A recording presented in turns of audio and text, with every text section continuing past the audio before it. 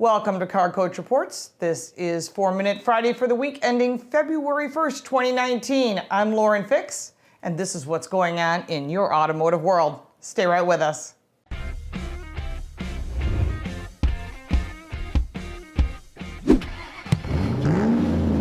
Let's put 4 minutes on the clock. We are having a severe winter weather storm across most of this country. If you live in Orlando, you'll notice temperatures are down low. And if you live up in the upper half of the country, like Detroit, -7 degrees, New York, 0. And of course in Minnesota, they actually couldn't even read it on the Weather Channel, -55 degrees wind chill. That's absolutely absurd. But what about your vehicle? How does that impact your vehicle? You want your vehicle to run, not get stuck in park. So the number one thing is if you have an engine blanket or an engine heater, you want to make sure to use that. Now, you probably know you have one if you have a truck, but many people that live up in Canada and the northern area of this country didn't realize you could buy one. You plug it in, you leave the blanket over your engine, and it will stop your fluids such as oil, brake fluid from freezing. Yeah, I've had that before. Frozen brake fluid means you're going nowhere. Frozen engine oil means your engine's not going to start. Synthetic fluids is really the smartest choice. Also, please make sure to carry extra stuff with you in a duffel bag. Toss it in a bag of some type. Jackets, hats, gloves, food, and any medication you might need. Remember, if you get stuck in the snow, you may have a road service card, but don't forget that cell phone charger because we all live off these devices and you want to make sure that you have something to keep you warm and safe. We're having a travel ban here in Buffalo, but many of the cities in the upper half, Chicago, Detroit, and Minneapolis as well, have had lots of really cold temperatures, and you're probably better staying home anyhow. Chinese automakers have been trying to get into the US marketplace for years. They've got an idea. $5,000 and you can get a brand new electric vehicle. Well, don't get all your hopes up, because when you look at this vehicle, it looks like it belongs in a Lego box. It's very small. It is only $5,000. It is all electric. Cayenne Motors is producing a model called the Pickman. It goes 28 miles an hour. That's it. And that's your $5,000 electric pickup truck. And the goal for it is people that are going short distances in busy cities.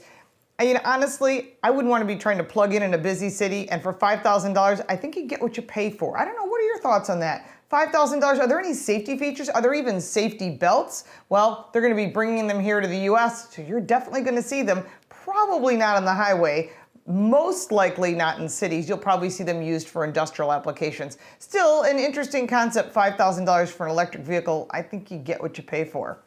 I don't know, what do you think? AAA wants to standardize active safety names because consumers think names like autopilot and ProPilot means the vehicle drives for you. Obviously, it doesn't. Now, I know there'll be some dispute from you Tesla lovers out there, but the fact is there's no vehicle built today that is level 5, which means level 5 means you basically can fall asleep and it'll take you to where you want to go. Honestly, I don't know if we're ever going to see that, but that's a whole other conversation that we've had in the past, and I'm sure we're going to have again in the future. But what about 34 different manufacturers that all use different names, like active cruise control or emergency braking or lane change departure? All those things may sound very easy, but every manufacturer has their own name. Vector control. I mean, I can think of thousands of them, and you probably can too. You're welcome to put those down below. AAA would like to standardize these names so that when you go to purchase a vehicle, you know what you're getting.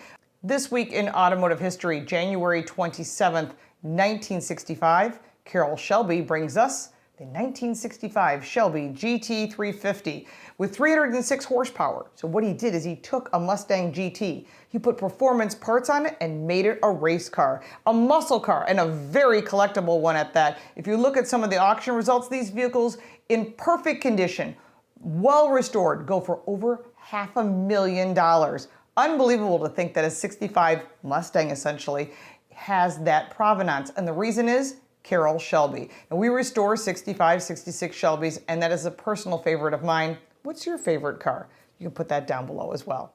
Check out the description below for more details and links. If you like this video and you'd like to see more, there's our most recent upload. If you'd like to see what YouTube suggests, it's right over there. Of course, don't forget to subscribe. We love your feedback and your comments, and we'll see you next week. Thanks so much for watching.